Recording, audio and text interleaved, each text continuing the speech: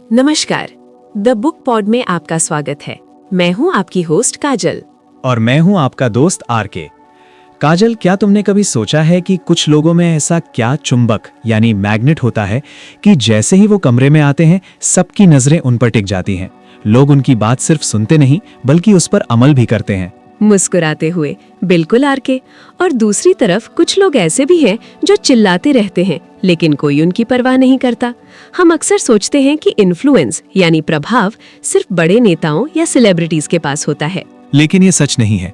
Leadership गुरु John C Maxwell कहते हैं, leadership का मतलब ही है प्रभाव यानी इन्फ्लुएंस। अगर आप किसी को प्रभावित नहीं कर सकते तो आप लीडर नहीं, सिर्फ एक सैर करने वाले इंसान हैं।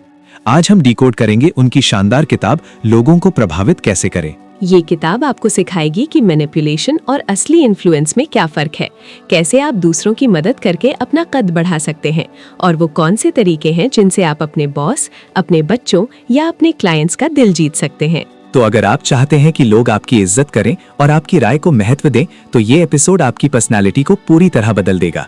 चलिए दुनिया को प्रभावित करना सीखते हैं, सिर्फ द बुक पॉड पर। जब हम प्रभाव या इन्फ्लुएंस शब्द सुनते हैं तो दिमाग में क्या आता है?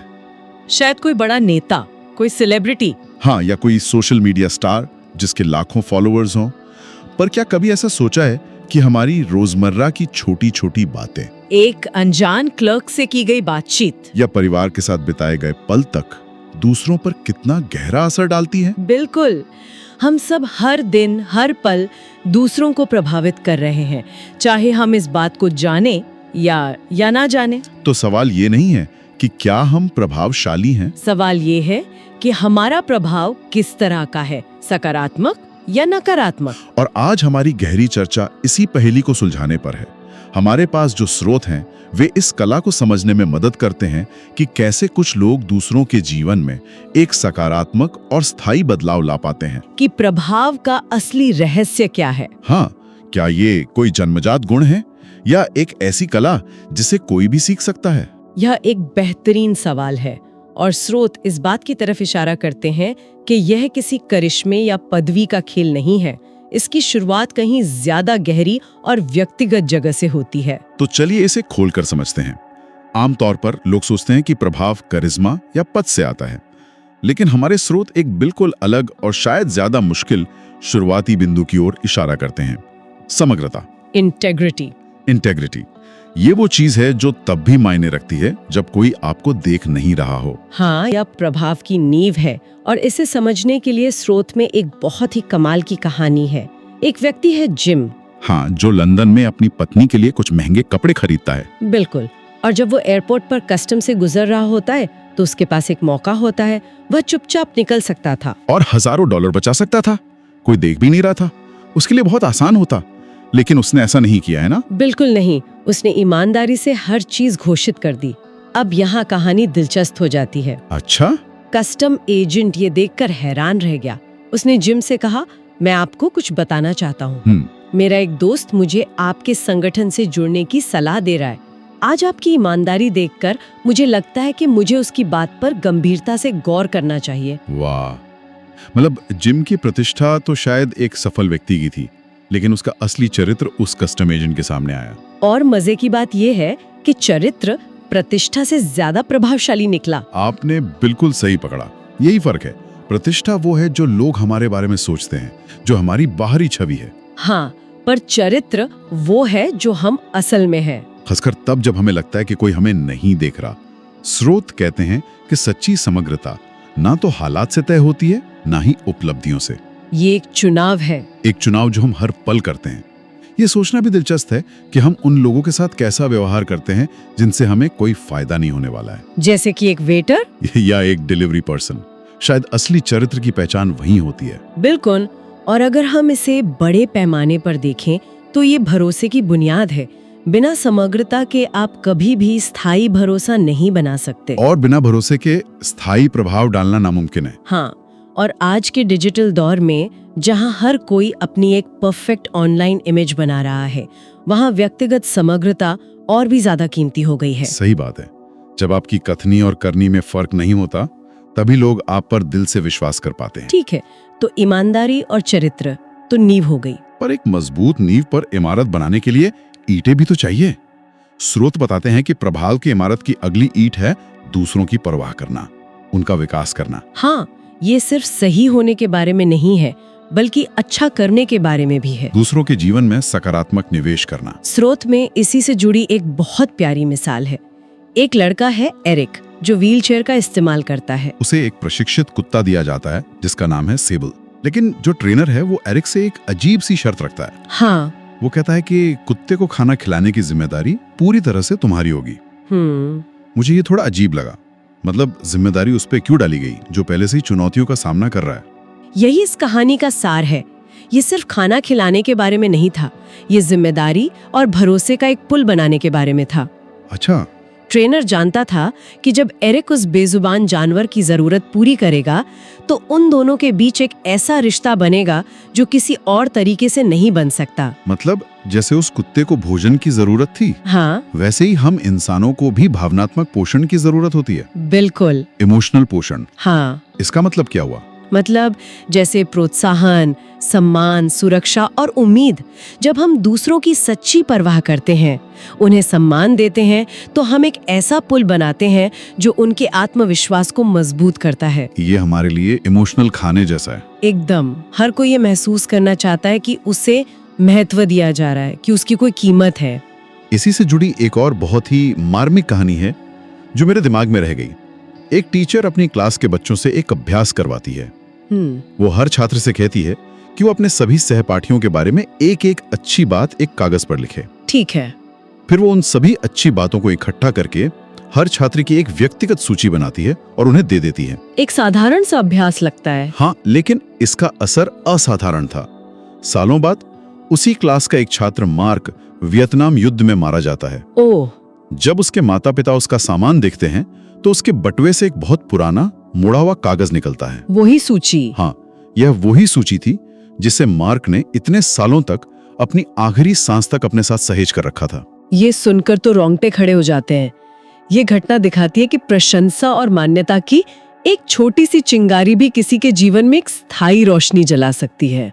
और मजे की बात यह है कि जब उस क्लास के बाकी छात्रों को यह पता चला तो उन्होंने भी अपनी अपनी सूचियां निकाली। अच्छा। सबने रखी हुई थी। पता चला कि लगभग सबने उसे संभाल कर रखा था। कमाल है। यह कहानी दिल को छू लेने वाली है। लेकिन क्या यह हमेशा काम करता है? मेरा मतलब आज की दुनिया में जहां लोग बहुत शक्की हो गए हैं। हाँ, एक अच्छा सवाल है। क्या इस तरह की सीधी सादी तारीफ को हमेशा सही नजर से देखा जाता है? कहीं लोग इसे चापलूसी न समझ लें। बहुत अच्छा सवाल है। और यहाँ नियत का फर्क पड़ता है। स्रोत इस बात पर जोर देते हैं कि ये झूठी तारीफ या चापलूसी के बारे में नहीं है, बल्कि लोगों में मौजूद अच्छाई को ईमानदारी से पहचानने और उसे व्यक्त करने के बारे में है। बिल्कुल। और इसके विपरीत प्रोत्साहन की कमी किसी की क्षमता को पूरी तरह से रोक सकती है। जैसे स्रोत में उस पिता की कहानी है जो बेसबॉल खेलते हुए अपने बेटे को कभी भी 10वीं गेंद नहीं पकड़ने देता था। हाँ, वो सोचता था कि इससे बेटा और मेहनत करेगा, लेकिन असल में उसने बेटे के मन में हमेशा के लिए एक कमी और असफलता का डर बिठा दिया। तो दूसरों की परवाह करना और इन्हें प्रोत्साहित करना बहुत जरूरी है। लेकिन क्या सिर्फ अच्छी बातें कहना ही काफी है? नहीं। या फिर इसमें कुछ और भी गहरा है? शायद यहीं पर हमारा तीसरा गुण सामने आता है, लोगों में विश्वास रखना। हाँ, ये प्रोत्साहन से एक कदम आगे है। ये किसी की क्षमता को देखने के बारे में है, तब भी जब वो खुद उसे नहीं देख पा रहा हो। स्रोत में रॉबर्ट शुलर की कहानी है। जब वे बच्चे थे तो उनके चाचा ने उनसे बस एक बात कही, रॉबर्ट, मुझे लगता है कि तुम एक दिन बहुत बड़े उपदेशक बनोगे। बस ये एक वाक्य। और शुलर कहते हैं कि उस एक वाक्य ने उनके जीवन की दिशा ही बदल दी। एक वाक्य में इतनी ताकत कैसे हो सकती है? मेरा भी यही सवाल है। कैसे खुद पर और अपनी काबिलियत पर शक करते हैं। बिल्कुल। किसी और का अटूट विश्वास उस शक के कवच को तोड़ने का काम करता है। इसका एक उदाहरण लेखकों के 2 समूहों वाली कहानी में भी मिलता है ना? बिल्कुल। स्रोत में 2 लेखकों के समूह का जिक्र है। एक समूह था जो हर हफ्ते मिलता था और एक दूसरे के काम की बेरहमी से आलोचना करता था। उनका मानना था कि इससे वे बेहतर बनेंगे। हाँ, नतीजा उस समूह से एक भी सफल लेखक नहीं बन पाया। एक भी नहीं? एक भी नहीं। और दूसरा समूह? दूसरा समूह भी हर हफ्ते मिलता था, लेकिन उनका नियम था सिर्फ एक दूसरे को प्रोत्साहित करना और हौसला बढ़ाना। तो एक तरफ आलोचना और दूसरी तरफ प्रोत्साहन। और नतीजा ये हुआ कि प्रोत्साहन वाले समूह में से कई राष्ट्रीय स्तर के सफल लेखक बने। ये कहानी दिखाती है कि सिर्फ प्रोत्साहन देना ही काफी नहीं है, बल्कि एक ऐसा सुरक्षित माहौल बनाना जरूरी है जहां लोग अपनी क्षमताओं को बिना डर के आजमा सकें। सही कहा।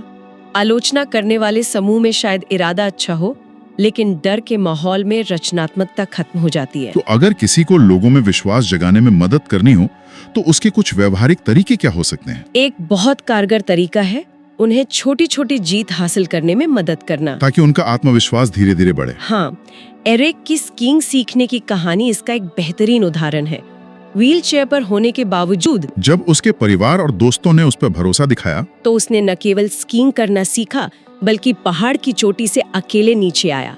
उस एक जीत ने उसके अंदर ये विश्वास भर दिया कि वो कुछ भी कर सकता है। ये तो कमाल है। ये उस चील के बच्चे की कहानी जैसा है जिसे मुर्गियों के साथ पाला गया था। वो खुद को मुर्गी ही समझता रहा, जमीन पर दाना चुगता रहा जब तक उसने आसमान में एक और चील को शान से उड़ते हुए नहीं देखा। दूसरों में विश्वास रखना उन्हें ये दिखाने जैसा है कि वे असल में मुर्गी नहीं, चील हैं। वे भी उड़ सकते हैं। तो हमने चरित्र की नींव रखी, उस पर दूसरों की परवाह करने की ईंटें लगाईं और फिर उन पर विश्वास करके उसे मजबूती दी। लेकिन ऐसा लगता है कि हम ये सब कुछ एक दूरी से भी कर सकते हैं। स्रोत कहते हैं कि सबसे जरूरी हिस्सा अभी बाकी है। हाँ, प्रभाव को गहरा करने के लिए हमें उस दूरी को मिटाना होगा। बिल्कुल। और यहीं पर हमारा आखिरी लेकिन शायद सबसे अहम गुण काम आता है, लोगों से जुड़ना। Connecting with people. ये सिर्फ सलाह देने से एक कदम आगे है, ये उनके सफर में साझीदार बनने जैसा है। जॉन मैक्सवेल की कहानी है। हाँ, जब वे 25 साल बाद अपने पुराने चर्च में भाषण देने जाते हैं। वे चाहते तो एक बड़े मेहमान की तरह जा सकते थे, भाषण देते और चले जाते। ज्यादातर लोग यही करते, लेकिन उन्होंने ऐसा नहीं किया। जाने से पहले उन्होंने चर्च की डायरेक्टरी मंगवाई और घंटों बैठकर लोगों के नाम और चेहरे याद किए। इतना प्रयास। हाँ, जब वे वहां पहुंचे तो उन्होंने लगभग हर किसी को उनके नाम से बुलाया, उनके परिवारों के बारे में पूछा। वे सिर्फ एक वक्ता नहीं, बल्कि एक पुराने दोस्त की तरह मिले। यहाँ ध्यान देने वाली बात यह है कि जुड़ने के लिए प्रयास करना पड़ता है। ये अपने आराम के दायरे से बाहर निकलना और दूसरे व्यक्ति की दुनिया में कदम रखने के बारे में है। दिल से संवाद करना और साझा अनुभव बनाने के बारे में है। और शायद इसका सबसे शक्तिशाली उदाहरण बेसबॉल खिलाड़ी जैकी रॉबिन्सन की कहानी है। जब वे नस्लीय भेदभाव की दीवारों को तोड़ रहे थे तो उन्हें हर तरफ से नफरत और अपमान का सामना करना पड़ता था। भीड़ उन्हें गालियां देती थी। उस दौर में ये बहुत मुश्किल था। एक मैच के दौरान जब अपमान बर्दाश्त से बाहर हो गया तो उनके एक साथी खिलाड़ी पीवी रीज, जो कि एक श्वेत खिलाड़ी थे, हजारों लोगों की नफरत भरी नजरों के बीच उन्होंने अपना हाथ जैकी के कंधे पर रख दिया। बस इतना ही, एक छोटा सा इशारा। एक छोटा सा इशारा जिसने सब कुछ बदल दिया। रॉबिन्सन ने बाद में लिखा कि उस एक स्पर्श ने उनके करियर को बचा लिया। उस पल पीवी रीज ने बिना एक शब्द कहे पूरी दुनिया को बता दिया, ये मेरा दोस्त है। अगर आप इसे अपमानित करते हैं तो आप मुझे अपमानित करते हैं। कभी कभी एक छोटा सा इशारा पूरी दुनिया बदल सकता है। ये जुड़ाव की असली ताकत है। ये दिखाता है कि मैं तुम्हारे साथ हूँ। ये शब्दों से कहीं ज्यादा शक्तिशाली हो सकता है। तो फिर इन कनेक्शंस को बनाने की, लोगों से जुड़ने की सबसे बड़ी चाबी क्या है? सुनना, वाकई में सुनना। ज्यादातर लोग ये सोचते रहते हैं कि अगला जवाब क्या देना है, ताकि वे प्रभावशाली या बुद्धिमान लगें। हाँ, लेकिन असली जुड़ाव तब होता है जब हम अपना एजेंडा एक तरफ रखकर सिर्फ दूसरे इंसान को समझने के लिए सुनते हैं। जब आप किसी को अपना पूरा ध्यान देते हैं तो आप उन्हें सबसे बड़ा तोहफा देते हैं। ये एहसास कि वे महत्वपूर्ण हैं। बिल्कुल। तो अगर हम पूरी तस्वीर को एक साथ देखें तो चरित्र नींव है, पोषण दीवारें हैं, विश्वास छत है, और जुड़ाव वो गोंद है जो इन सबको एक साथ जोड़कर एक घर बनाता है। क्या बेहतरीन तरीके से समझाया है। जुड़ाव के बिना आपकी सलाह खोखली लग सकती है, लेकिन जुड़ाव के साथ आप एक मार्गदर्शक से एक भरोसेमंद साथी बन जाते हैं। तो आज की इस गहरी चर्चा से हमने प्रभाव के 4 स्तंभों को समझा।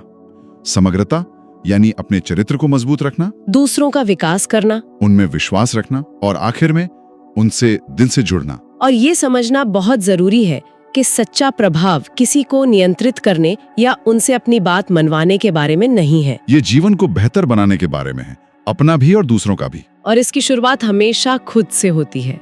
प्रभाव का उच्चतम स्तर तब आता है जब आप न केवल लोगों को प्रभावित करते हैं, बल्कि उन्हें इस काबिल बनाते हैं कि वे भी आगे दूसरों को सकारात्मक रूप से प्रभावित कर सके। ये एक ऐसी मशाल है जिसे आप आगे बढ़ाते जाते हैं। अंत में एक विचार सोचने के लिए छोड़ जाते हैं। स्रोत में एक बहुत गहरी पंक्ति है, कोई भी इंसान लंबे समय तक कोई मुखौटा पहने नहीं रह सकता। एक दिन वो खुद इस बात से घबरा जाएगा कि असलियत क्या है। आज की दुनिया में जहां हर कोई एक ऑनलाइन छवि बनाने और उसे बनाए रखने की कोशिश कर रहा है, ये सवाल बहुत महत्वपूर्ण हो जाता है। हमारे असली और बनावटी प्रभाव के बीच की रेखा कहाँ है? और हमारे रोजमर्रा के छोटे छोटे पलों में हमारा असली चरित्र हमारे बनाए हुए उस शानदार मुखौटे से कितना मेल खाता है? शायद इसी सवाल के जवाब में सच्चे प्रभाव का राज छिपा है। तो दोस्तों, ये थी जॉन सी मैक्सवेल की वो गाइड जो हमें बताती है कि आप लोगों को तब तक प्रभावित नहीं कर सकते जब तक आप उन्हें ये महसूस न करा दें कि आप उनकी परवाह करते हैं।